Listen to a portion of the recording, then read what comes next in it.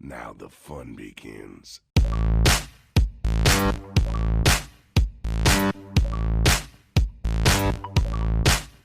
Budget. Stop! You violated the law.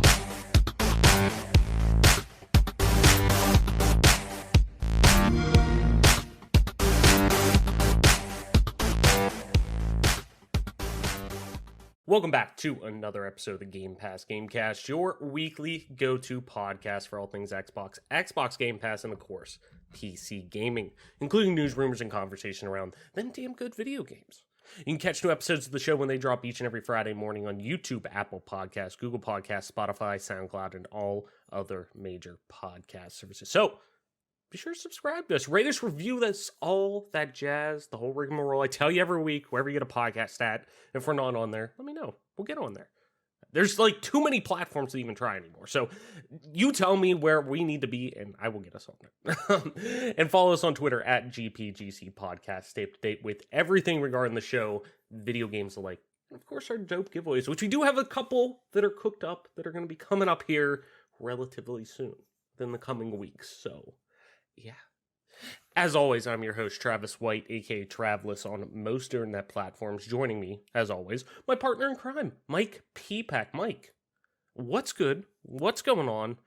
And what have you been playing? Granted, we are recording the show super early this week, so we recently have been we just recently talked, it felt like not even a full week ago, but we have to record really early this week because of a ton of things going on this week for work and personal and whatnot.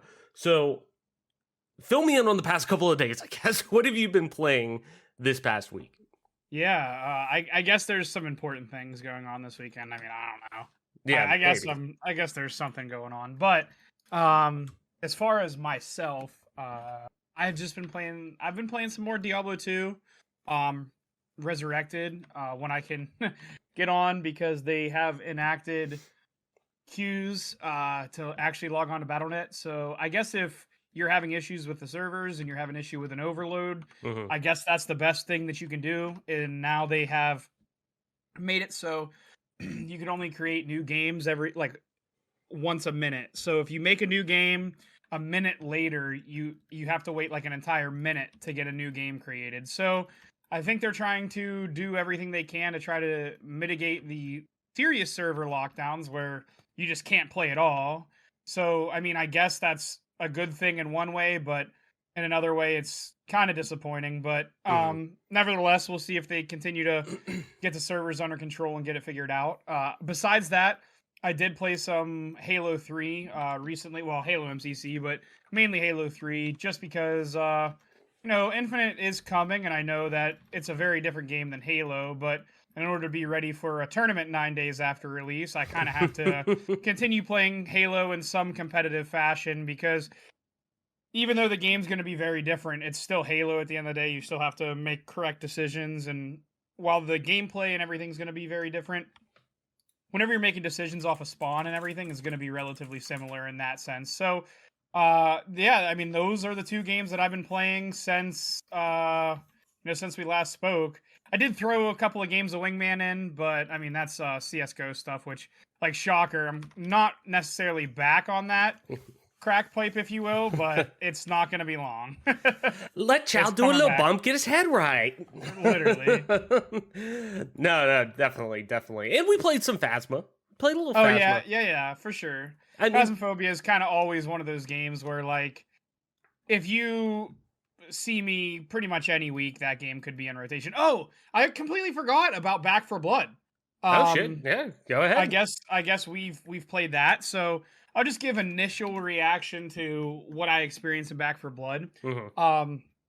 Personally, pretty happy with it. Obviously, playing through the beta, I got some of the decks unlocked, which makes the game a lot different. Whenever we first played through here recently, we didn't have any of those deck unlocks, so the game was a little bit more difficult. It was a little bit different than what I remember from the beta, but that's just because we did play the beta quite a lot, and I did have a lot of unlocks done, so my game played a lot differently, because you get cards where you can reload faster, run faster, you can melee zombies and get health back, you can do all these different things that make the experience at the surface level or at an overhead level, you look at it and you're like, how much different can it really make it? Well, it does make a huge difference because I had some muscle memory from the beta that I kind of had to break. But now that we played a relatively long amount of time, I have a lot of unlocks and kind of created this deck. So the game's going to change again. But I think that's something that Turtle Rock introduced that's going to be very beneficial to them and the player base because they can release these decks. They can have these deck unlocks whenever you play through whether it be single player or co-op, whatever it is. Whenever you play through co-op, you get all these different cards and you can make these different decks and you can kind of tailor the game to be a little bit different each time if that's what you want because you can save the decks. And I will say that I think that's going to unlock a new style of playing this game because at the end of the day, whenever you're playing Left 4 Dead or Back 4 Blood, you're killing zombies. You're killing specials, you're killing bosses, but by and large, you're just running through a level, killing zombies. Well, they probably asked themselves, how can we really spice this up? How can we make it a little bit different? And I think introducing these decks is the perfect way right now. I'm sure things are going to change over time, but I will say I'm very happy with where the game is at now. The game feels light years different than the beta, and it also gave me a little bit of hope. I know better, so I'm not super hopeful, but it gave me a little bit of hope for Halo Infinite because if Back 4 Blood feels so different, so polished, so clean compared to the beta, I'm hoping that's going to be the case with Halo Infinite. So we'll see what happens, but overall, very happy with where Back 4 Blood is. Can't wait to get back into that a little bit more. We've only played a little bit. I mean, the gunplay, very snappy, very clean, zombies, all that kind of stuff. It's what you would expect, but like I said, if you played it in a beta and you don't want to give it a chance because you played it in beta, please give it another shot because it does feel like a completely different game. It's so polished, it's so clean compared to what we got in the beta preview that I think you'll be really happy with it if you like those types of games. No, definitely. And I actually would totally agree with that. I thought, when we were playing through the beta, and playing through the first couple of acts that were included, and then comparing it to now, it's definitely one of those signs, because when playing the beta, and even with Halo Infinite, like we've talked about previously, where we're seeing marginally, I don't want to say drastic, but where you're seeing pretty marginally increases to optimization performance that are coming out of, the beta iterations with Halo, which you want to see. And that's what we were hoping, obviously, for Back 4 Blood, and it did end up being that way, where I'm noticeably seeing a much better increase in performance when I play that game on my PC compared to the beta, which means that people were using that beta in the right fashion, where, hey, we're getting in there, we're reporting bugs, we're logging bugs, we're having a good time playing this game, obviously, but hey, we're also getting in there and helping the developers put this game in the best possible light, in best possible position to succeed. And that means, and a lot of things, it's unfortunate to think this way, but it's like a lot of, horrible things that go on in our society and things like that, sometimes people don't know unless you say something. And it's much similar to, bugs and crashes and errors that will come up that, harm gameplay. If the developers don't know about this, sometimes they, if nobody tells the developer, sometimes they just don't know, Yeah, and how are they supposed to fix it? Right, exactly. And that it's hard to sometimes address these things if they don't know. And sure, you could say, oh, well, they worked on the game, they should know this, and blah, blah, blah, blah, blah. And sure, to a small degree, yes, maybe there should be more cognitive ability for that, but people just don't understand how incredibly difficult game development is. You're taking like 6 or 7 or 8 different departments and dozens of employees all under one wing, pushing in creatively and pushing in just dozens and dozens and dozens and dozens of different just file types and different, areas of expertise to make this all fit and wire in at one. I mean, it's like if you take 85 pairs of headphones and shove them in a jean pocket, and you know what's going to happen. They're going to get tangled up, and it's trying to sometimes, go in there and get those untangled and get it to all work properly and kind of form out. It's kind of a lot like that. So it's like,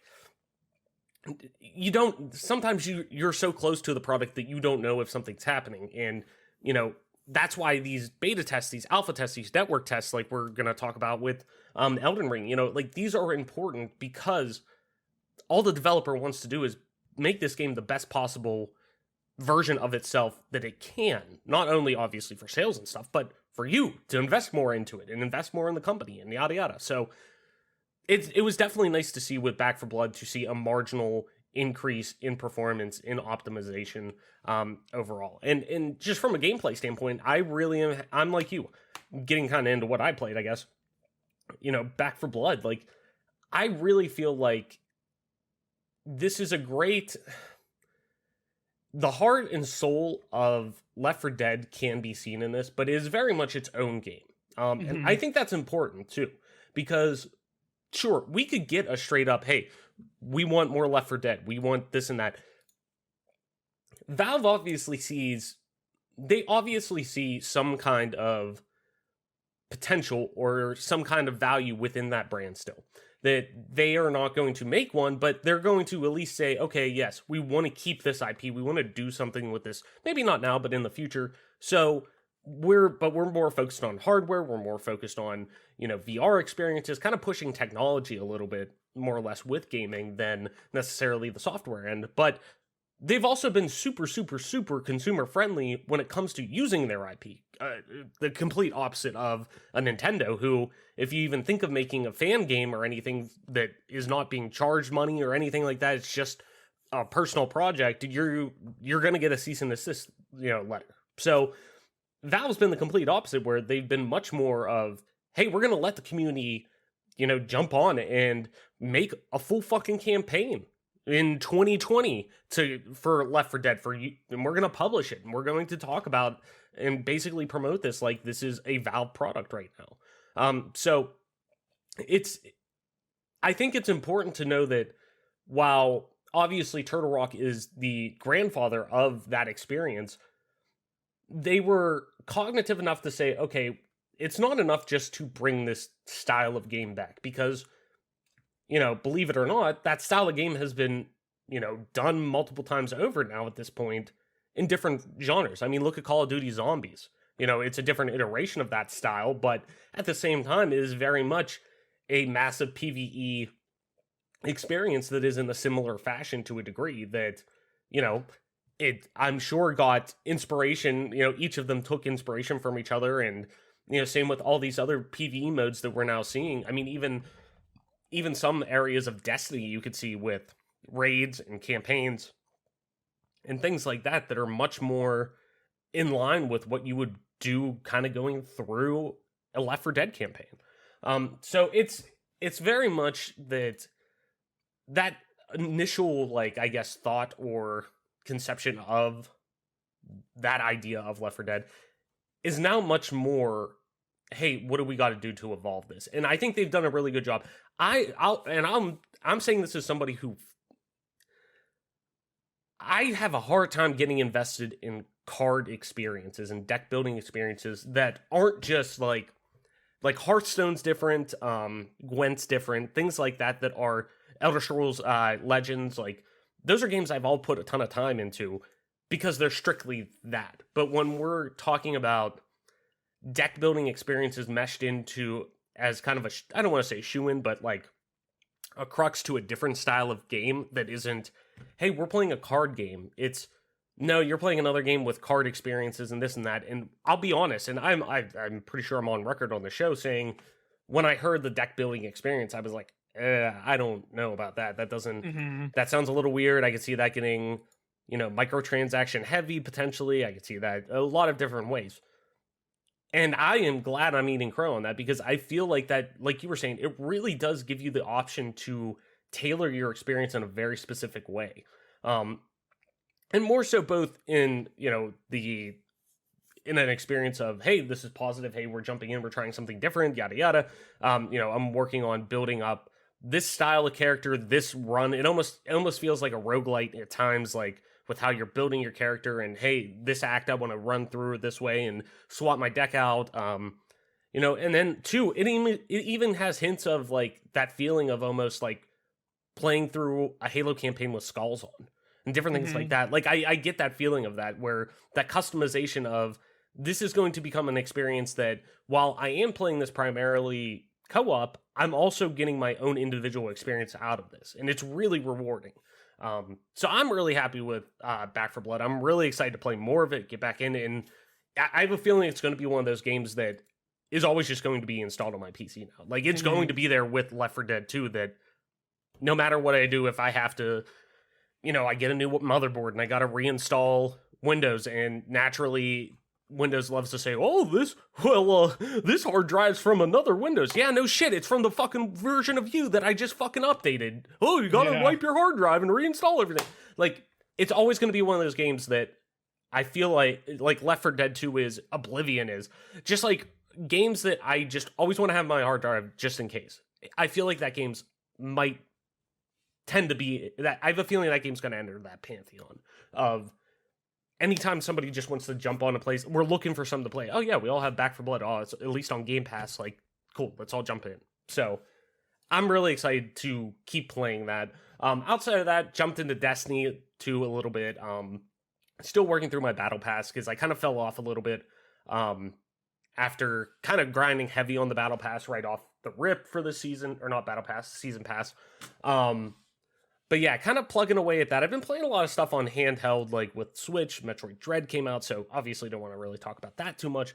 But I've realized the laundry list of like games that I've started and haven't finished is getting kind of ridiculous. So I need to kind of like focus in on games that I'm like, yes, I want to finish that by that. Like, I still haven't finished Deathloop. Like, I don't know why. I'm close to the end. I just haven't, and I'm enjoying that immensely. Like, there's just too many fucking games to play. We're getting into that time of year where it just like, it's going to be like every week, one or in some cases 2 games are going to come out, and it's just going to be like, oh my God. Right. And if you never finished the last game you were playing, you're really fucked. Right. Like, just looking at my Steam library alone for games that I got to finish this year. Deathloop, The Forgotten City, which I'm really high on so far, and I really want to continue that. I want to get back in and play more Hunt. Like, just looking at the stuff on here alone, and that's just Steam, not to mention on my Xbox as well, that I start, like, my fiance and I want to go back and finish Prey. We got, what else? I mean, there's a ton of stuff on, like, PlayStation, Nintendo, and shit like that, too, that I don't necessarily want to talk about on an Xbox show, but, like, there's other, Outer Wilds, a game that I started and was like, this is incredible, I love this, didn't finish it. Just because there's too much shit, and not to mention, outside of video games, there's fucking TV that I need to catch up on, movies I need to catch up on, comics I gotta catch up on, fucking music that albums I've been meaning to listen to and sit down and actually, like, engulf myself in, kind of thing. You know what I mean? But there's just too much good shit out there, too much content, too much entertainment. Such a first world problem thing, I'm not gonna lie. Anyways, though, Mike, before we get too long in the tooth, because I'll be honest, this one might be a little bit of a short one. Now, I say that, watch, and we'll go like an hour and a half. But before we get too long in the tooth with our intro, let's head into Button Mash. If you're new to the show, Button Mash is where we hit you with the quick hit news stories for the week to get you caught up before we head into our big topic. So, let's jump into Button Mash, kicking it off with, of course, the big daddy of really the start of the 2022 year in gaming, Elden Ring. Unfortunately, it was delayed. Elden Ring has been delayed until February 25th. So not that long, just like a nice little month bump to the game to obviously February 25th, 2022. However, the game will now get a closed network test from November 12th to the 14th, and you can register to be part of it right now. But it will be a console test only. Announced on Twitter, the Elden Ring team explained that the delay, which is just over a month from the original date of January 21st, is because, quote, the depth and strategic freedom of the game exceeded initial expectations. The team thanked players for their patience. There was some better news, however, with the announcement of a closed network test being used to judge how well the game's online elements work when put under the stress of a full player base. The closed network test is for console only, with the option to try the game on PS5, PS4, Xbox One, and Xbox Series X and S, with crossplay supported within console families. No mention has been made on a PC test as of now, but we will obviously keep people in the loop on that. I'm excited to jump into that potentially. Speaking of Elden Ring, what appears to be a new Elden Ring gameplay footage is currently making the rounds on social media, seemingly offering a glimpse of how the game will run outside of official trailers. The 30-second clip is set on a rocky hilltop near a broken castle with a spectral tree, rising in the distance. After rotating the camera to offer a clearer look at the environment, we're treated to the character jumping up to the hill crest, causing a pair of eagles to light into the air in a flurry of feathers. The footage was allegedly captured on an Xbox One, of all things, though its origins remain unconfirmed. Assuming it's legitimate, the new footage gives us a better feel for Elden Ring's movement, particularly in terms of how the main character handles jumping. So, go on there, check it. It's all over Twitter, all over Reddit. Just jump on there, you'll see it. It's really quick, but it is interesting to see how this game runs, especially how well it seems to be running on a base Xbox One. It's pretty crazy. Anyways, moving on, Mike. This is an interesting one. The Dead by Daylight character model for Pinhead has been licensed as an NFT, and the game's fan base isn't all too pleased about it. As reported by PC Gamer, fans will now be able to purchase an NFT of the Pinhead character model from Dead by Daylight. The sale of the NFT comes from the company Boss Protocol, who, as part of an FAQ, states that it has, quote, the official license to create NFTs based on Hellraiser using the in-game models that were created for Dead by Daylight. According to the company, Pinhead's arrival on the blockchain comes as part of a, quote, unique generated collection, strictly limited to 10,000 NFTs across a range of different rarity models. For some fans purchasing the digital tokens, the NFT will also come with a copy of the Hellraiser DLC for Dead by Daylight 2, though it's not quite clear as to who exactly will receive this. Xbox has announced that Microsoft Flight Simulator Game of the Year Edition will launch as a free update on November 18th, adding aircrafts, airports, air races, and probably more things that have air in the name as well. Announced on Xbox Wire, the update will be added free for all players, including those who own the game through a Game Pass subscription. The update adds 5 new aircrafts, 8 new airports, as well as extra discovery flights and tutorials. The update will also add DirectX 12 support for PC versions. This update will also include the Reno Air Race expansion, which adds competitive racing to the game for the first time. Announced earlier this year, air races will see multiple high-speed planes added and allow players to recreate the real-life event, which bills itself as the world's fastest motorsport. So, keep an eye out for that. Over the years, fans have managed to port Doom to a number of weird and wonderful places. But, Mike, I want you to take a guess where Doom is now playable on. A Neopets handheld. I mean, probably, let's be honest. Is it even worse? Like, is it a TI-84? It's playable like on Twitter. Oh. So, from popping up in Minecraft to running on Apple Watches, the game's community constantly seems to be finding new ways to play the game, and now perhaps the most inventive methods to allow fans to play the Doom universe. Players are now able to complete the game on Twitter. The creation of a Tweet to Doom bot on the social media platform now means that users can attempt to complete the game by using various commands and Twitter replies to the account. In doing so, players can control the game's iconic Doom Marine and are able to see the consequences of their actions in short 10-second clips that the account sends back. A full set of rules and how to play the game can easily be found in the pinned tweet of the Tweet to Doom bot's account. However, gameplay essentially requires players to use a combination of letters and numbers to input commands to the game and then denote the numbers of frames the number of frames, there we go, Travis, that they'd like the action to be performed for. In a strange way, this almost gives the game a turn-based feel where players are able to react and plot their next series of moves after the bot responds with footage detailing their last set of actions. So basically, if you had memorized, which I don't, is Doom's enemies and levels procedurally generated? I'm pretty sure I think it might be the same way every time. So if that's the case, somebody could technically memorize the layout of enemies and the layout of maps and just kind of like plot it out and basically do a speedrun. It would be similar to like the blindfolded punch-out runs that I don't know if you've ever seen, but I've watched on YouTube where they actually did a tandem punch-out run where one person controlled movement and one person controlled punches, and they were both blindfolded. So that's pretty crazy, but it's a thing. But that could be the case here, actually, to be honest. That'd be pretty sweet. I have seen a couple of those blindfolded punch-out runs. They're pretty sweet. A character originally introduced in Titanfall 2 is coming to Apex Legends as its newest playable character.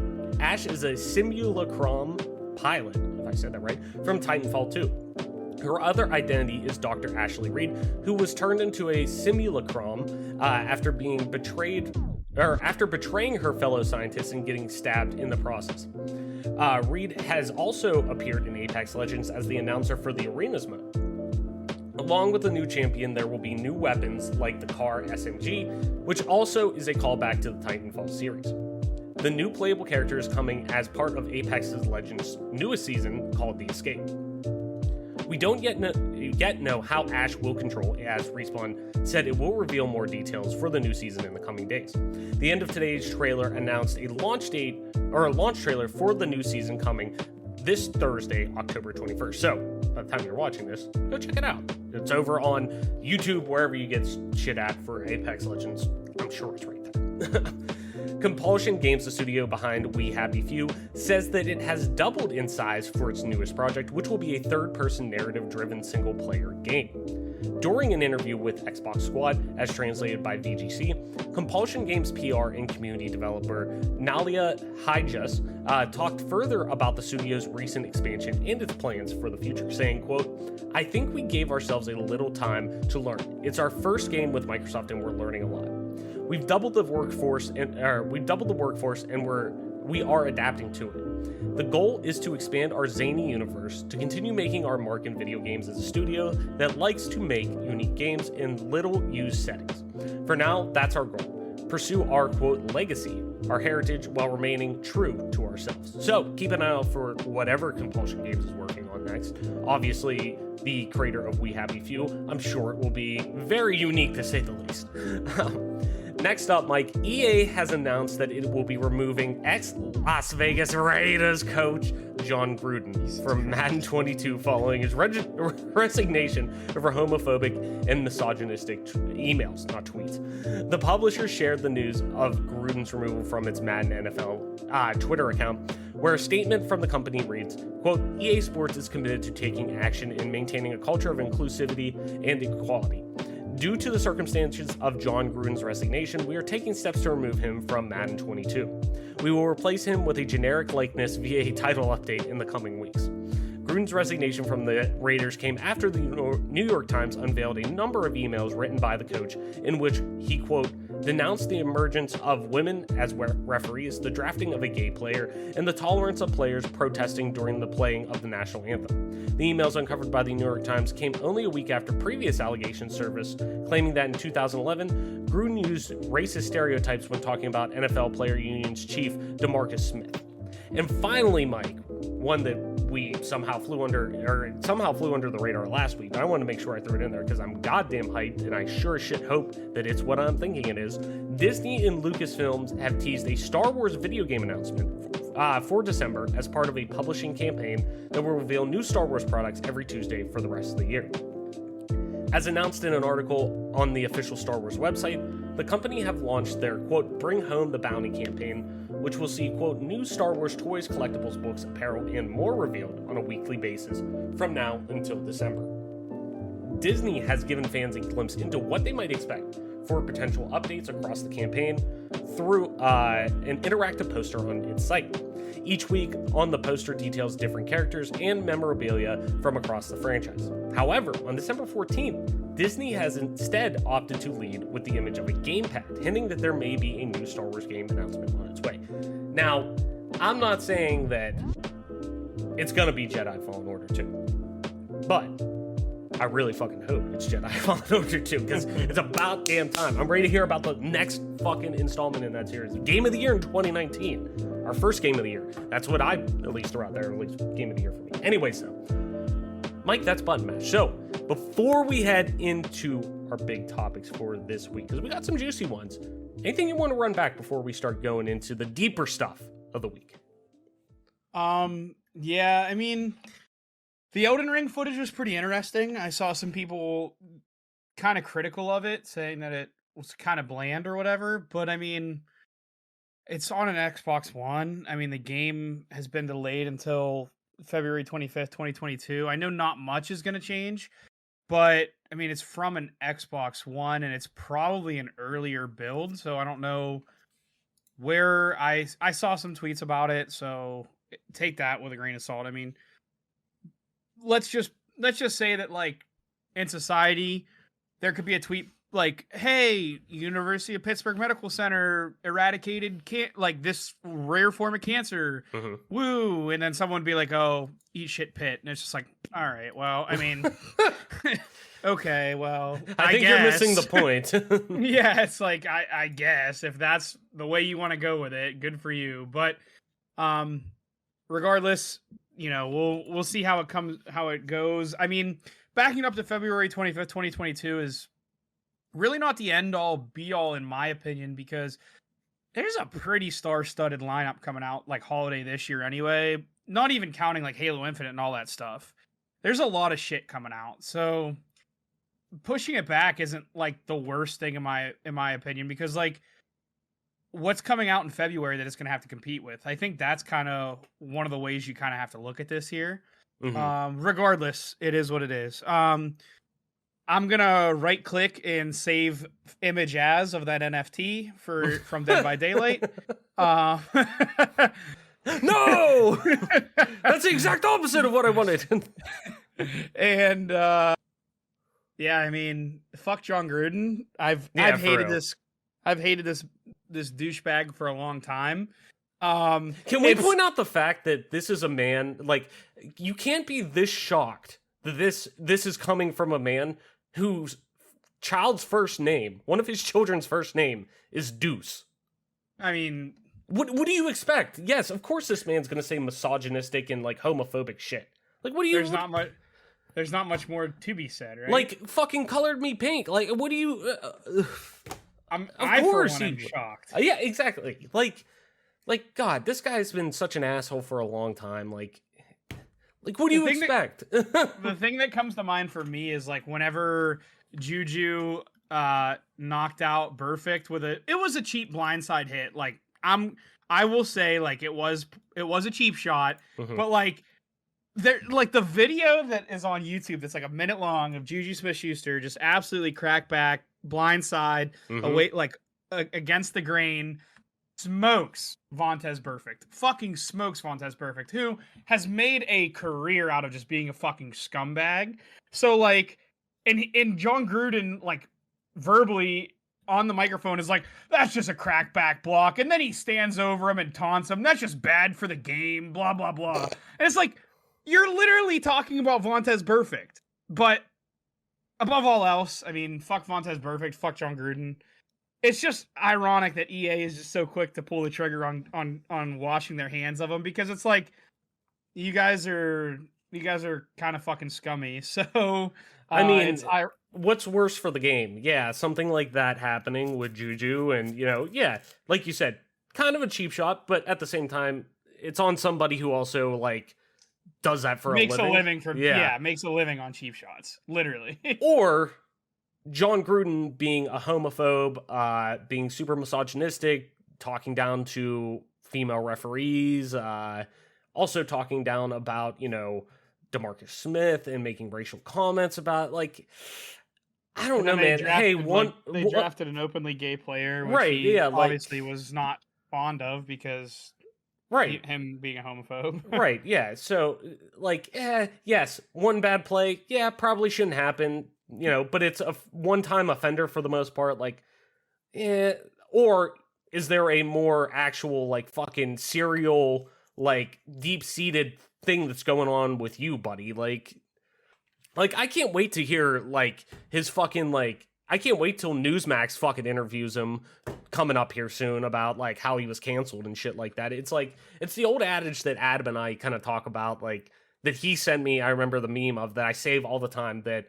explains somebody saying, like, basically, like, yes, freedom of speech. You're allowed to say these things. You're allowed to, you know, have opinions on all of this. But that doesn't mean that somebody can think you're an asshole. And also these companies, who you represent in some way, or that you use their platform and sign terms of service and, agree to do certain things on, can't also just show you the fucking door, because that's their right too. For being said asshole. So, anyways, though, I don't want to waste any more air on John Gruden than we need to, for being an asshole. So, anyways, though, Mike, yes, I am. There's a lot to be excited about, with Button Mash and everything, but, mostly, at least on my end, obviously, like I said, Jedi Fallen Order, I'm really excited about that. Really excited to hopefully follow up on that, because I was literally just thinking of, man, I really want to replay that game, because it also, as somebody who is a big Star Wars fan, has some of the best Star Wars music, period. And I stand by that. It's really good. Anyways, though, Mike, let's head into our big topics for this week. And I'm not going to lie. I'm trying not to get excited. I'm really trying not to. Like, I'm putting an honest, earnest foot forward. I'm feet planted firmly. I'm trying not to get excited. But I just can't help myself. The little devil on my shoulder is like, come on, man. What about if it happens? So supposedly there's a new, Splinter Cell game in development. And from what it sounds like, not just like a fucking Rainbow Six Siege tie-in or a, mobile game or anything like that. It sounds like Sam Fisher might be returning to a mainline game of his own. A decade later, Ubisoft has finally greenlit a new Splinter Cell game, sources claim. Reads the headline from Tom Henderson over on Video Games Chronicle. As always, link in the description. Let's read what Tom has to say. Ubisoft has greenlit what will be its first mainline Splinter Cell game in a decade. That's according to development sources who told us that the title has been put into production as a means of winning back fans frustrated by recent efforts to revive the franchise in the mobile and VR spaces. No, you think. It's not clear which studios are working on the project, though two people with knowledge of Ubisoft's plans suggested the new Splinter Cell was being led by a studio outside of its traditional Montreal base. The title is in an early phase of production, the sources said, but there's a small chance it could be announced next year. The much-requested sequel will arrive at a time when the company is looking to rebuild its image following a wave of discrimination and sexual harassment allegations. Employee groups say that they are not satisfied with the level of action taken by Ubisoft to change its culture. Ubisoft declined to comment when approached ahead of publication. Splinter Cell was a series of stealth games published under the Tom Clancy label. The game's star is Sam Fisher, a Black Ops agent working for the government division, the Third Echelon. The most recent Splinter Cell game was 2013's Splinter Cell Blacklist, and the 8 years since its release represents the longest period without a new entry in the franchise since it debuted in 2002. Ubisoft has already announced a new Splinter Cell project last year, but many fans were left disappointed as the game was announced as a VR-only title created in partnership with Facebook. In recent years, the Assassin's Creed publisher has suggested that it's been considering bringing it back to the Tom Clancy series. Last year, CEO Yves Guillemot said that the Splinter Cell series needed to, quote, evolve before it could make its comeback. Quote, when you create a game, you have to make sure you will come with something that will be different enough from what you did before, he said. The last time we did a Splinter Cell game, we had lots of pressure from all of the fans actually saying, don't change it, don't do this, don't do that. So some of the teams were more anxious to work on the brand. Now there are some things and some people that are now looking at the brand, taking care of the brand, Guillemot added. So at one point you will see something, but I can't say more than that. The executive also said a key factor in the wait for a new Splinter Cell game has been the success of other Ubisoft franchises such as Assassin's Creed and the emergence of newer ones like Watch Dogs and The Division. Not only have these sold relatively well, but developers have been keen to work on fresher properties too. Quote, also because of Assassin's Creed and all the other brands taking off, people wanted to work on those brands more. So we have to follow what they would like to do, Guillemot said. So, like I said, I'm just going to start off by saying, I've been down this road before. I've heard the song a few times. As much as I hope and wish this is true, I will truly believe that a Splinter Cell game is in development when we sit down at E3 or whatever, or, Ubisoft Forward or whenever they announce this and show the reveal trailer and say, this is an actual thing, it is coming, it is in production. Until then, I'm cautiously optimistic. I'm just saying, hey, cool, that'd be dope. But no, until we see that, I fully will not believe. I can't. I don't want my heart broken again. Anyways, now that we got that out of the way. Am I supposed to believe for a second that there was absolutely zero studios out there, or there was nobody out there that would have worked on this game? It's like what's the meme of when they're in the executive boardroom and the guy's like, all right, we need new ideas. And people are like, let's do a live service game, generic live service game. Let's do a mobile game. And then the guy who's like leaning down is like, I mean, a lot of people have been asking for a Splinter Cell game. Let's do that. And they all look at him and then throw him out the window. Yeah, that exact meme. It's like, I can't believe that this CEO just came on the record and gave that answer with like a straight face.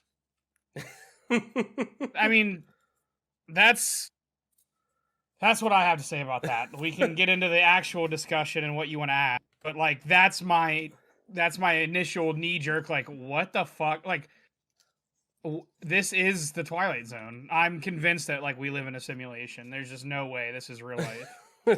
I mean, that's the thing too. Like, yeah, realistically, at any major publisher like this, like EA, Ubisoft, Bethesda, I would even say now, even though they're under Microsoft now, but let's say Bethesda previously, Activision, like, you can't tell me that in the time that there wasn't a Crash Bandicoot 4, there wasn't, Crash Bandicoot, It's About Time, or the Crash Bandicoot Insane Trilogy Remaster, or the Spyro Reignited Trilogy, like, nobody was bringing that up. Like, nobody was saying, like nobody had really brought that up, like, oh, it's dead. Even though fans have been asking for a traditional Crash game, Spyro game, like, those style of, 90s platformer, mascot platformers for a long time, nobody had brought that up. Nobody had presented that. Nobody had wanted to work on that internally, like, and that's the thing. I understand, like, hey, that's just how the gaming industry works. That's how a lot of, especially to, like, entertainment companies and properties and things like that work, where, or production companies and things like that, that they have multiple things going at once. They're always churning out ideas. They're always churning out things. There's tons of studios. I guarantee there's been probably like dozens of ideas for a Splinter Cell game in the past 8 years that have been thrown out there, or at least thought of, or, put on a board somewhere, like, just to kind of piecemeal together, and never got past that. Like, never got past a brainstorming thing over a concept within a Splinter Cell game or something like that, So let me ask this then, Mike, if that's the case, and I kind of want to direct this because this conversation, because in that article by Tom, like, he brought up that quote from Yves Guillemot, I think it was last year, where he talked about after the VR project was brought up and stuff like that, that really focusing on this idea that Splinter Cell had to evolve. There had to be something else with Splinter Cell. There had to be a reason to bring it back, kind of thing. There has to be some reason that's fresh, something that's new, but some way that they refer to as evolving. So with that being said, Mike, let's say this report comes true. Let's say Splinter Cell is truly getting a new legitimate entry in the coming years. Within the next 3 to 5 years, we're getting a new Splinter Cell kind of thing. Why now has Splinter Cell seemingly evolved during the time since that quote? Why has, if this, nobody's, like you said, nobody's been working on this, nobody's been throwing Splinter Cell ideas, nobody's wanted to work on this, like, kind of thing, like, obviously, yes, just recently, Sony Santa Monica had come, Cory Barlog, director of God of War, came out and was talking about the next installment, God of War Ragnarok, which he is supporting at a producer level, that they're only doing a two-part series, or two-part, story arc with this game. They're not doing a trilogy. They're only doing two parts to the story. So after this game, the Norse saga will be done. And his reasoning was like, we don't want to take 15 years to tell, a full story like this. We don't want to do 3 games over 15 years. Like, that could be a large portion of people's careers for some people. So, like, working on one franchise, yeah, that's great. I'm sure there's people who will always have fondness of that. Like, I get that people want to work on different things. But you're telling me that nobody wanted to work on Splinter Cell. So, nobody, not even new people coming in, not even the dozens of studios that Ubisoft does have, whether it's their main studios, support studios, whatever, nobody wanted to work on anything Splinter Cell.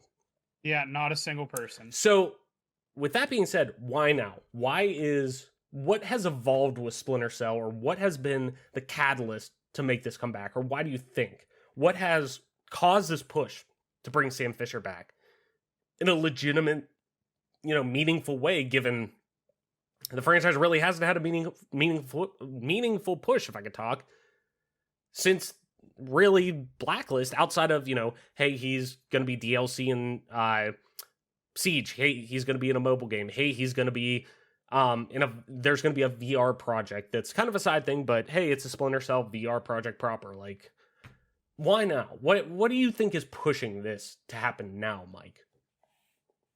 I think there's going to be a few different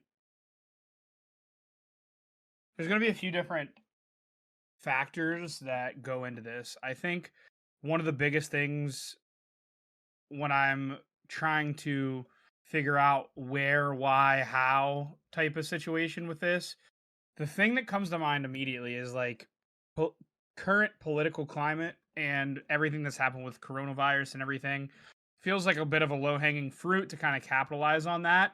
But again, you're talking about, a development studio that is going through the ringer in the public's eye.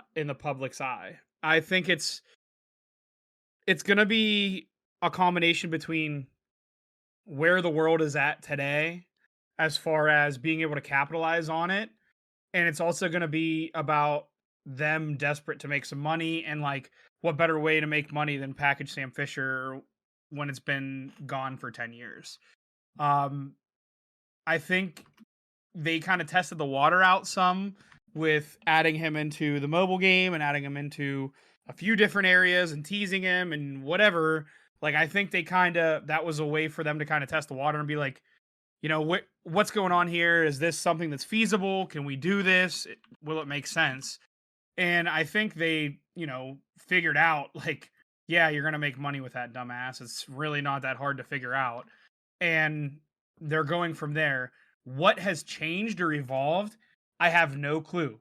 I can say, for one, obviously technology has changed greatly since the last time a game was released with Sam Fisher in it. Things have changed dramatically in graphics, in physics, in the engine. Everything has changed a lot. So that could be part of it playing into it. I suppose it's ultimately with this company, where I go with it is it seems like it's a little bit of a saving face type situation, but it's also seemingly one where we see an opportunity for them to capitalize on some money, and that's where they're going to go with it. Is they're going to try to, kind of suck this thing dry for as much money as they possibly can, which, by the way, is absolutely terrifying for me. I know I'm still a little bit of excited because I haven't seen anything about the game, so I can't really discredit it yet. But where this company is going, where it has gone, where it has been, I know there are people out there that are humongous fans of a lot of different stuff that they do. I myself, admittedly, vocally, openly, not the biggest fan of Ubisoft since probably Ghost Recon Advanced Warfighter. So, we'll see where they take it, but I don't really have a good answer for you, which kind of speaks volumes of nothing has changed. You just want to make money off of it, in my opinion.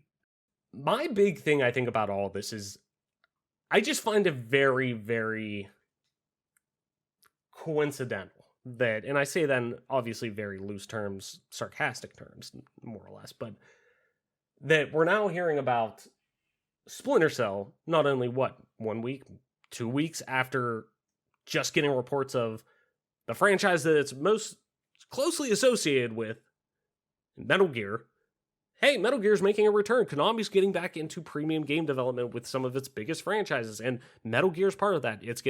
We're potentially seeing a Metal Gear Solid 3 remake. We're gonna get re-releases on modern consoles and potentially remasters of all the earlier games and yada yada. Like, it's funny that the business end does to this, where we have games like Metal Gear, or a franchise like Metal Gear Solid, that can go away for a long time and instantly come back and people are instantly hyped. I don't think Splinter Cell has the same, how do I want to say this? Like, narrative oomph and like diehard fan base around it as a Kojima, developed character, and Kojima's baby for the most part. That, I don't think Splinter Cell has that praise to it, but it is, there's a reason why Splinter Cell was, one, an Xbox exclusive, and two, came out in the time frame that it did, and it was a direct answer to Metal Gear Solid on the PS1. So Xbox wanted that, and Ubisoft wanted to start making its own franchise, and that they saw the writing on the wall, in terms of, or not the writing on the wall, but in a positive way. They saw where the money was leading to, and it was, narrative cinema, or cinematic based, single player games like that were shit. This is like watching a movie, quote unquote. Now going back and playing it, granted it still does, but it's just very dated in that sense. But point being that it's funny what the business end does to this, because realistically, what has Splinter Cell evolved, quote unquote, evolved from since Yves first talked about this? What has Splinter Cell done in the past year that's different now? And nothing. It's been in, Sam Fisher's been in Siege. Sam Fisher's been in a mobile game. Sam Fisher's going to have a VR experience that maybe 5% of his fan base, or 5% of the Splinter Cell fan base could probably play. Maybe. Like, what is so different? And more or less so, I think it's more of the business end. And finally, and granted, the whole reason we haven't truly seen this, and by evolve means, we haven't found a way to truly add our live service elements to this single player experience. And that's no problem. We've talked about before that Ubisoft designs games, and the way they do design games, not only with their depth, like Assassin's Creed now, with them being if you ask me, I love the new Assassin's Creed formula, but their games are just you're looking at probably 50 hours just to sink into, if you're trying to golden path the way through through Valhalla, Odyssey, stuff like that. You're looking between 30 and 50 hours just to kind of get through the bulk of those games, or at least the meat of them. That, not everybody has that time to go and just, hey, this is the only, but they want that. They want this to be the only game that people buy. If, hey, I buy Madden and I buy Call of Duty and maybe one other game a year, they want the Ubisoft title to be that title that you buy on your Xbox or your PlayStation or whatever. And obviously, our case, Xbox, but, they want that to be your game that you buy. And they, just looking at Splinter Cell compared to a lot of the other franchises, unless you drastically change the formula of Splinter Cell, it's going to be a little hard to do that. Now they could do something like a Metal Gear Solid 5 approach to Splinter Cell and have a little bit more of an open world element to it, and a little more expansive levels and much more flexibility and freedom. And they could probably find ways to enter their live service, levels to it. But the monetization just isn't there comparative to when you look at, obviously a Division, even a Watch Dogs, even, titles like that, Siege, even coming out soon. What is it? They changed it from Quarantine. Rainbow Six Extraction? Yeah. Mm-hmm. And I even think that's what it's called. yeah, and even the new free to play game that's going to be coming out from under the Tom Clancy banner. I can't even remember what it's called now. But point being, it's going to be a little bit more difficult to find ways to not overtly monetize this game, but find some ways to make this one of the franchises that, one of the games you buy every year that is the game that you keep going back to and putting money into. And that's how it is, and that's how Ubisoft's model is. Like, look, I love Ubisoft. I love their games. I love the new Assassin's Creed games. Like, sometimes I just want a game to provide me a nice big checklist, lots of points of interest on a map, and me just go and have a good time. Like, clear some bandit camps, go and find all of the sync locations and things like that. Like, I'm cool with that. Like, that's fun to me at times. Like, I just want to turn my brain off and go do that, and sure, get a pretty decent story out of it too, and world building and things like that. But at the same time too, like, it's so clear that people have been wanting this franchise. Like, you can't tell me that people haven't been wanting this franchise. And what is it now done to evolve? Is it just because, yeah, of course, you guys have been working on this franchise in some capacity for a long time? Like, of course, like, while it's had this time off, granted, you've been working on this franchise in some regard, trying to, hey, we're going to work on brainstorming. Tons of different studios had to have approached saying, hey, we want to do a Splinter Cell game like this. We want to try this. And sure, I'm sure there was probably prototyping and things done just to say, like, hey, this is what we're thinking, yada, yada. And nothing ever maybe came off the ground, but clearly there's been something in the works that they've trying to find and obviously hold off probably as long as they could to announce it, to then be like, hey, it's coming out in 6 to 8 months. But it doesn't shock me that this comes out after hearing its counterpart is now coming back into games development and bringing its counter franchise back into it. So I just find it interesting. And like I said, I love Splinter Cell. I love Ubisoft. They make, if you ask me, they make great, out of a lot of the third-party publishers who are out there, I think they provide probably if you ask me personally, probably the most overall, on a consistent basis, best gaming experience from a AAA standpoint, or at least most consistent in terms of quality, at least in my opinion, from a third-party standpoint now. So I'm excited to see what the future of Splinter Cell holds. I'm not holding my breath that we see this anytime necessarily soon, or if we see it at all. Until I see that reveal trailer, I'm not getting my hopes up anymore. I'm staying cautiously optimistic. I am hoping it's true, but you know what? I'm not getting my heart broken. I'm a strong, independent woman. I don't need no man. No Sam Fisher. Can't trust a guy named Eves, man. You cannot trust a guy named Eves. So, anyways, Mike, let's move on to our next news article for the week. And really, the next two are kind of, a little bit smaller pieces, but I thought it was at least fun to talk about both of these. And one being that Halo co-creator Marcus Leto has joined EA to set up a new Seattle studio. This comes from Matt Perslow over on IGN, as always, link in the description. Marcus Leto, the co-creator of Halo and the founder of Disintegration Studio V1 Interactive, has announced that he has joined EA as a game director. Announcing the role on Twitter, Leto revealed that he is building a new studio in the Seattle area. This new studio will work on, quote, first-person games, although it's not clear if these games will be original or new entries in existing EA series. So, start your Titanfall 3 prayers right now at this point. Quote, I can't wait to share more about what we're creating, Leto concluded. Leto is best known for being Bungie's creative art director, a position he held from 1997 to 2012. Having worked on the original Halo Combat Evolved, he's responsible for the creation of Master Chief. He went on to work on all of Bungie's Halo games. In more recent times, Leto was the founder of V1 Interactive, which created RTS FPS hybrid Disintegration.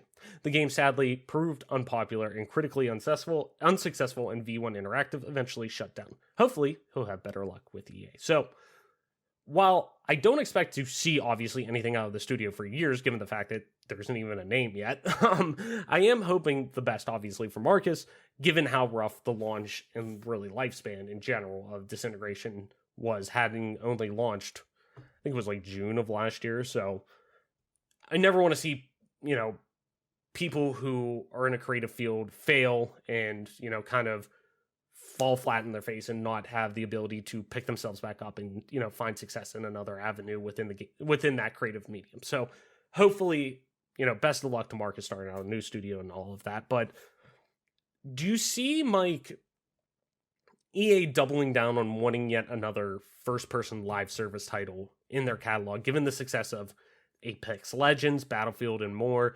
You know, mentioning, you know, obviously Matt mentions Titanfall 3 in a joking manner because so many people have been asking for that for so long. But, you know, it's interesting to think about that. Cool, could this just be another, you know, obviously unique or their own IP, or could it be another entry into, you know, Apex or into a EA established franchise? Couldn't spit it out there. Obviously, if it'll make money, any AAA third-party publisher is going to be interested in that. But could this, you know, kind of metaphorical cannibalism take over with multiple projects of a similar style with a publisher as wide-reaching as EA? Given the fact that, hey, Marcus has experience, obviously they're going to be making first-person video games, I would imagine probably within the shooter realm, given his background for so many years and what he's best known for, probably going to be a safe bet. So that's why I'm interested, you know. Or do we see this being a smaller project? This is more focused in scope, like EA Motive's Star Wars Squadrons. Do we see something like that? A lot of different kind of like spitballing ideas because we're so early on, but just want to kind of, what do you think, Mike? Just kind of get your thoughts on this in general. Yeah, I think it's all very good. I'm just kind of sitting here kicking around ideas in my mind really quickly before I, you know, spit it out. I would say I would expect, with how successful Apex Legends is continuing to be, against all odds, by the way, because they've had their, you know, slew of issues. I would say I could see them utilizing this acquisition to create a different first-person experience than what we have now. So obviously, Apex Legends doing great. Still has a huge player base. Still has a lot of esports built in and around it. And again, like I said, this is a kind of against all odds if you think about it, because there's been the server issues. There's like, it was down for like 5 days straight or something crazy. So they've had, you know, their fair share of problems in the Apex world, and cheating, and everything's kind of going rampant in that game, but people continuously put hours and hours into it, which means either they're crazy, which probably true, or, you know, you have a good game, which I think it's a combination of both.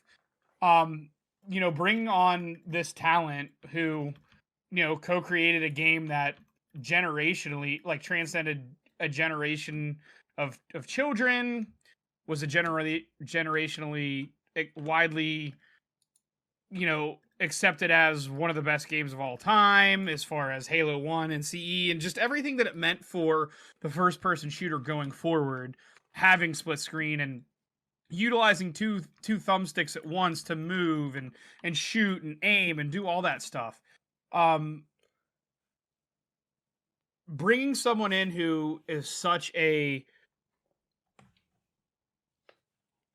architect of a genre that the first person shooter is, really leads me to believe that they're going to tap into something a little fresh. They're going to, you know, tap into a lot of the old tried and true equations and formulas, but I think they're going to bring something new to the table.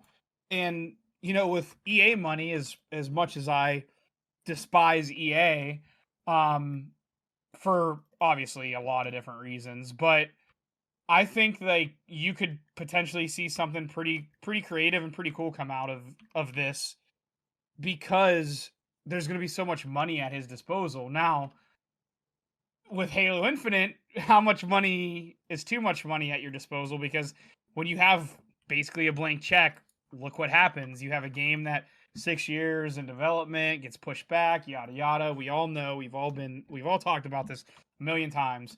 but I'm excited to see what he drums up and what they come up with at EA, because as a publishing studio, as a company,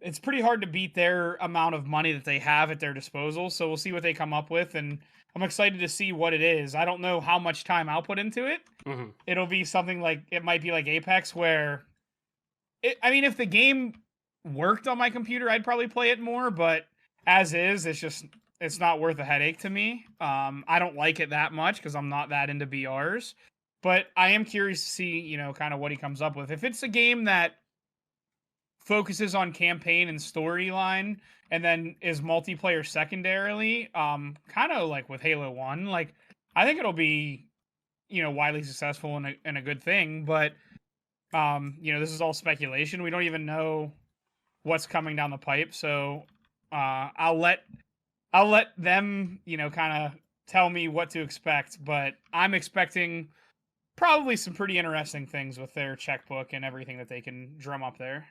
Mm-hmm. No, definitely. And I mean, like I said, the original, I feel bad for Marcus just for the sole fact, and not just Marcus, the whole fucking team there, that unfortunately the studio had to be closed down with V1, but for the sole fact that, I want to see creative people, even if it's something that doesn't interest me necessarily, that it's going to interest somebody. And they're obviously, especially when it comes to game development, humans work on these games. It's not just, at least not now. It's not, made completely by AI, but there are humans who work on these games. And I want all of their rewards, all of their hard work rewarded and to be successful and all that. And, so I want to see Marcus and the whole team that he had previously, whatever they're doing now, obviously find success in that. But I'm really curious to see how this is going to kind of play out for EA, because almost in a similar fashion as what we talked about with Ubisoft, where EA has been very much a, hey, we gotta have, or, we're definitely, which, to be fair, EA has been a little more proactive in finding ways of, hey, we're making enough money off of FIFA, off of Madden, in terms of the live service elements of those, that we can start supporting either, EA originals from independent studios like oh my god, one of my games of the year so far, It Takes Two, Joseph Ferris, A Way Out, Hazelight okay. Studios, from partners like that get together and, produce or publish their, projects that they're working on, or like a Jedi Fallen Order with Respawn, where it's literally just, hey, it is a single player Star Wars experience. There's no online, there's no live service elements. It is a single player experience, things like that. They've been more open to that. So, they've gotten better, but at the same time, a lot of their multiplayer experiences are very much, or at least from the first person standpoint, are very much so live service experiences. And there's nothing wrong with that, but, like I said, it is what's part of AAA third party, publishing and development in 2021, part of the modern gaming industry. So I get it. It is what it is. So, like, I expect it, but at the same time too, I hope that we don't see, I don't want to see the studio become akin to Activision with, Vicarious Visions or something like that, and become a support studio, because I feel like, which I don't think so, it'll be from the ground up studio from EA. So, hopefully it doesn't become just a support studio or something like that, but I'd like to see it maybe have the identity of an EA motive, where, hey, we're going to tackle maybe some smaller projects or, remakes or something like that. Like, I think that'd be really unique to get in and try. Like, I would love to see that team, and this is obviously, I don't know what their composition looks like or whatnot, but from a stylistic approach and knowing how, and seeing for so many years, the artistic vision that Marcus has had and his experience with first-person shooters, yada yada, I would love to see them tackle Medal of Honor. Okay. Being a franchise that has been kind of dormant for so long. Granted, there was the VR title that came out and met to pretty good response, if I remember correctly. But I would love to see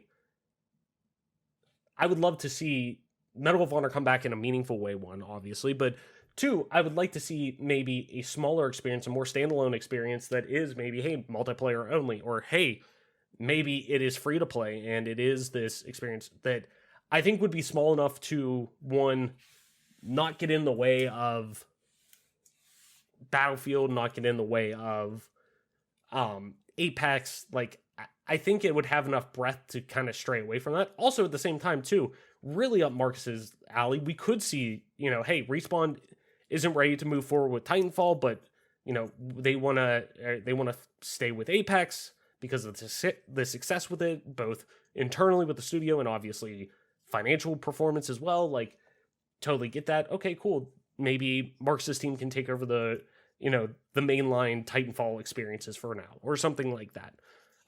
So a lot of different avenues this can go down. I'm really excited for it. I really would like to see something cool come out of EA with this, especially because I really think EA has kind of turned a little bit of a corner. And I've said it for a long time. And I say it all the time on the show in general, I'd love to eat crow. I would love to be wrong about these things. And really I am, over the past couple of years becoming wrong about how EA has kind of transitioned into being a little more balanced. And I think maybe the Star Wars deal kind of going sour hurt them a little bit in that end, and kind of, made them eat crow for quite a while. So I definitely see a little bit of a transition for EA. I mean, especially too, when you look at, we're starting to see more and more just straight up single player experiences be announced by EA, especially from teams like Motive, with even the Dead Space remake coming out within the next year or two. It's exciting stuff. So I'm excited, and I am very, very interested for the future of this studio. See what's going on. So, Mike, let's head into our last news article. And this one's a really quick one. Just want to get your thoughts on this real quick, but it's cool to see it announced. Xbox announces a 20th anniversary broadcast. This comes from Patrick Young over at Games Rant. As always, link in the description. So far, 2021 has been a big year for Xbox between games released and announced and studios acquired. Perhaps the most important is that it is Xbox's 20th anniversary, and to celebrate, Microsoft is hosting a celebrity stream later this year. Truth be told, Xbox has already been doing a lot of celebrating so far this year over its big milestone. From the Xbox website changing to the Xbox 360 Blades dashboard, to a special collaboration with Adidas to make shoes inspired by Xbox's storied consoles, Microsoft has been reveling in nostalgia, reminding fans of the great times they've had on Xbox. Now, as the world's largest console manufacturer with the Xbox Series X and S, but also a highly pervasive game streaming service in the Xbox Game Pass and xCloud, being an Xbox fan no longer requires just playing on an Xbox console. With massive games still to come this year, many of which are day one titles on Game Pass, everyone can jump in. In a new Xbox Wired post, Microsoft has announced a special 20th anniversary broadcast fans can tune into on November 15th at 10 a.m. PT, 1 p.m. Eastern, and 5 p.m. GMT. The stream will be a historical look over the last 20 years of Xbox and Halo, with Combat Evolved releasing alongside the Xbox console in 2001. Fans should not expect any new game announcements or reveals during the broadcast, with head of Xbox Game Studios Matt Booty saying as such. More information about this celebrity stream is coming soon. So,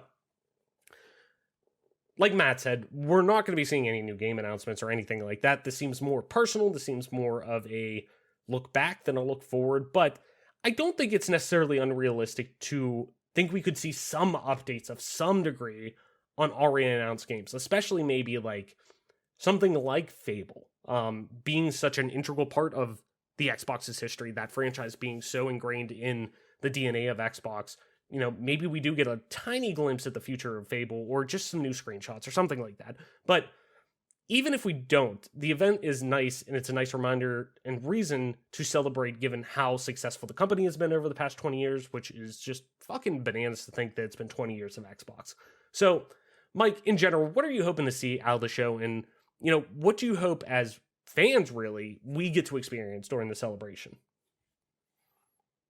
Yeah, it's crazy that this is the celebration. It's crazy. It's been 20 years since the original Xbox has been released. I think back on the last 20 years, and I know it's going to be like cliche or whatever, but I do, remember the first time my brother brought home an Xbox because, he went to a LAN at his buddy's house where they played Halo 1 and needed more people to get an Xbox so they could, have more people with consoles for the LAN, and the rest is kind of history. So it is weird to really think about that it's been 20 years. I think as a fan, there's some things that I think about when it comes to Xbox in general. I think you kind of inside the prompt talking about Fable. I think that's one that comes to mind because I remember the first time playing the original Fable, being the chicken chaser and everything. Just how cool it was to play an RPG experience like that. Obviously, Halo 1, Halo 2, huge parts of my childhood growing up. But there's other games that you think about that have kind of been lost in the past, that have been like Xbox exclusives. I mean, Ninja Gaiden, I'm sure some longtime listeners wouldn't be surprised for me to speak on that game in particular, because I don't really count number 3 as a game. So we go with number 1 and number 2. We haven't seen an installment of that since Xbox 360. Obviously it's going to be longer too, but there's other Xbox exclusives that have kind of been lost in translation. And I can't even really put to words, or they don't pop up in my mind immediately. But I just remember how Crimson Skies was like the original Xbox Live experience. Like I remember being on Xbox Live and having a friends list back then, and pretty much a lot of people that I was friends with was playing Crimson Skies. If we weren't playing at that time, it would have been Counter-Strike or spent a lot of time on Counter-Strike. But even games like Rainbow Six 3, Ghost Recon, Island Thunder, like those types of games. There's just a lot of games that have been lost over the years, and I think it would be cool to get some of the, not even developers as much, but I mean developers would be cool of some of those older games, but voice actors, things of that nature, just kind of getting a look behind the scenes on some of that stuff, because there's that footage around.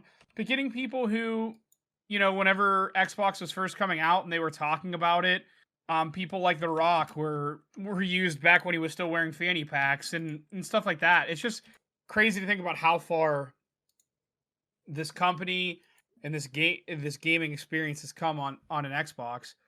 I would love to hear some original stories of making the first ever Xbox and how that came to be, because I seem to remember there was like a YouTube video of people throwing like the original Xbox, the PlayStation 2, and the GameCube off of like a house and like hooking them up and seeing which ones worked. And like, of course, the GameCube went through like almost everything, right. But like the Xbox was pretty damn near indestructible also. So just like goofy stuff like that over the years is something that just like those weird stuff that come into my mind. As far as current day stuff, I think using like a time lapse of where we've come from. So going from Halo 1, Halo 2, Halo 3, ODST, Reach, Halo 4, Halo 5 into Halo Infinite footage. Going from Fable 1, Fable 2, Fable 3 into the new Fable footage. Like that'd all be so cool, I would think.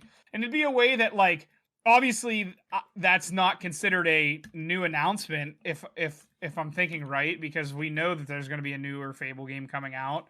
Right? Like that's been confirmed, or is it speculation? I can't remember. What, a new Fable game? Yeah. Yeah. Oh yeah. They had a reveal trailer last summer for it. So it's exactly legitimate. So technically it's not a reveal to show footage of it. You know what I mean? So those types of things, seeing a little bit of Avowed would be cool.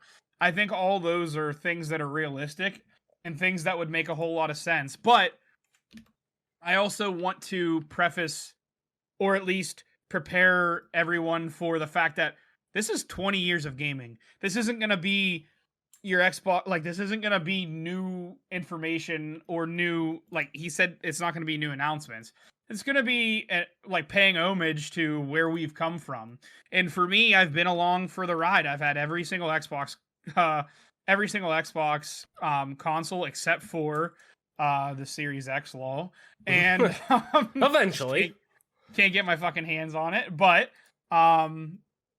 this is for me. This is for my brother. This is for people who have been around the block, or this might be for older or newer fans, if you will, that maybe are a little bit less experienced on the entire like Xbox ecosystem as far as where we came from, because there's a lot of younger folk that know where we're going, or at least have seen us for the last 5 years, but they don't remember where we've come from. And I think that's something that will also, even if you're not an Xbox fan, I'll put that term in like air quotes, because there are people out there that might not necessarily be Xbox fanboys and might still hang on to like, oh, I'm still like a Sony fan. Like, that's cool. But I think it'll be interesting for even Sony fans, because you'll get to see kind of all that stuff, like where Xbox has really come from. And I think it'll put it in perspective just how good we had it from Xbox and Xbox 360. And it's one of those things that comes to mind that like, you don't know how good you have it until it's over. Like, you don't realize the good times in your life until they're long gone. And sometimes you don't realize how good you have it until everything falls apart. And that's kind of a sad and weird way to look at it. Not that everything has fallen apart for Xbox, but for the original Xbox and for the 360, I'm afraid that we really didn't know how good we had it until now. You're looking back on it, and you're going to look back and see some of the games and some of the stuff. You're going to be like, holy shit, that was an Xbox game. That's crazy. No, definitely. And that's what I'm most excited about, to really kind of, like you're saying. Even like Morrowind, like people will forget that like you couldn't play Morrowind on a PS2. Sorry, Charlie. Like, that was an Xbox only thing, and that was my first exposure to the Elder Scrolls, because I didn't have a good enough computer to run it. So like those types of things also will be really cool to see. No, definitely. And I'm right there with you. I am very much in the camp of, I'm hoping to see more so features. I want this to be more focused on what it was like, more so where have we come from as, well, I guess I should say, where's Xbox come from? Where is, I want to see some behind the scenes things. I want to see some, original game development footage, or like you're saying, time lapses, things like that. Really to kind of set us up for the future, because we know the future is, as you and I, who have been covering Xbox for quite a while now, in this manner, at least, that we know that the future is bright, just from everything we've seen, from specifically with Game Pass and the way that game distribution is happening with Xbox, that from a consumer standpoint, it is very bright for the future. Like you're saying, though, I don't think a lot of people know really, one, how good they had it and how good they're going to have it, when not that the original Xbox was bad. And I'm like you, I've owned every Xbox system. Like, to me, like, I want people to see what it was like in the days of, oh, this wasn't necessarily, Xbox Live was a very taboo thing to have until Halo 2 came out. And then it was, shit, I got to get Xbox Live. And then Xbox Live turned into a phenomenon once we got to the 360, and that's when really the start of the modern, what you see now, or what this iteration now is of, really the foundation of the modern online gaming ecosystem on consoles, at least, that you really did get that sense with the dashboard that you're a part of something bigger on a console moving into the 360. So it's stuff like that I want to see featurettes. I want to see deep dives. I want to see, and maybe not deep dives, but I want to see looks at, the history behind Xbox that I grew up with, and that I want to see, like you're saying, maybe developers talk about. I'd love to see, like, Tim Schafer from Double Fine, like, he's worked with Microsoft on and off they've been doing it now for 20 years. So, like, I'd love to see stories, from him talk about it. I'd love to see the guys from Bungie talk about, some of what it was like transitioning from, going from having Microsoft purchase you and transitioning your third person at one point RTS based, game to a first person shooter and really defining a genre on console specifically for really ever. They were the grandfather of the modern console shooter. So like, I'd love to find more things about that and really kind of educate everyone on what that was like and, just the story behind Xbox. And yeah, like we were talking, like you mentioned with Fable, like that wouldn't be a new game reveal. Like that would be, we're just getting an update. And I'd love to see that touched on because once again, I don't think this newer audience of, Xbox fans may not honestly like have that, drive or that connection with Fable.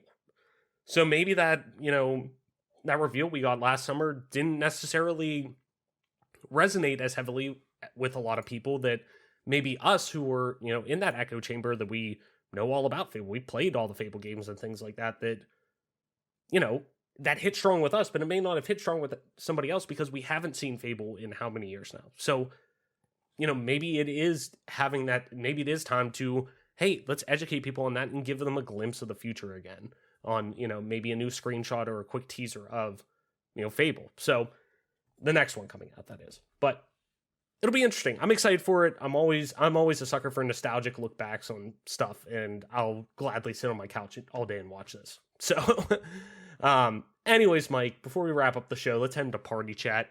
If you're new to the show, Party Chat's where we propose one question at the end of the show each week that we want to discuss with you. Could be as simple as what's your favorite story beat in the game, what have you been playing recently, yada yada, talking about the future of Xbox, past of Xbox, Could be a little bit deeper, could be talking about, mental health awareness, things like that within gaming. But after answering it ourselves, we kick it over to you to tweet your responses to the question over on our Twitter at GPGC Podcast, and we'll read some of the responses the following week. Last week's question, what do you think are your all-time favorite maps and multiplayer titles that have been Xbox accessible throughout the brand's lifetime? An undeniable Parrot 96 on Twitter said, chill out. I mean, you really need to. Classic. Total classic. I love it. Anyways, Mike, this week's question, what does the next evolution to the Game Pass formula look like?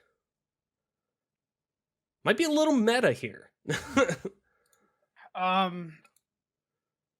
I could see, like, as much as it pains me to say it, like, I feel like Microsoft has done a really good job with it, but I do feel like you'll see something tied in with like downloadable content, like get it early if you have it on Game Pass, or get a discount on it if you have it on Game Pass, like have the game on Game Pass. Mm-hmm. Unfortunately, like I'm afraid I don't like that could be a thing because I'm not a big fan of it as to begin with, but I am afraid like that could be where we go, like going forward. Yeah, I could definitely see it moving towards like, more so, I don't want to say like, my only worry with Game Pass is if it moves in a direction that's much more like our phone companies do now, or like cell phones do now, especially like Verizon or something like that. Usage? Where it is usage and it is all rental based and we don't get the opportunity to buy. That's my only hesitation. I always think there will be an option to buy. I would hope so, but more so in the sense of I still want people to feel ownership over the games that they own, not just having, buying a license to play the game kind of thing. That's my only hesitation that I really ever have with the future of on-demand gaming, that it becomes too much of a household thing and consumers aren't able to buy games in a more traditional manner that that everyone knows about, because I'm still in the camp of wanting to have ownership and whatnot of games. But I use Game Pass a lot. Hell, we're playing Back 4 Blood on Game Pass right now. So, I'm all for that. But I could definitely, the only thing, and kind of to play, I guess, I don't want to say devil's advocate, but on the negative side, a potential of that could potentially go that fashion. And I don't think anybody wants it to go that fashion, but you never know. The future is uncharted water for a reason. So we may We may never find out. We may. Who knows? Anyways, though, Mike, I think that's going to be our episode for this week. So why don't you tell people where they can find you, talk about all the video game shit we talked about today, Splinter Cell, Xbox 20th celebration, Marcus Leto in his new studio, everything in Button Mash, just tons of shit. Where can people find you on the internet? Yeah, talk about all of it. You can find me on Twitter at TOYSXLDIER. That's Toy Soldier, with the second O as an X.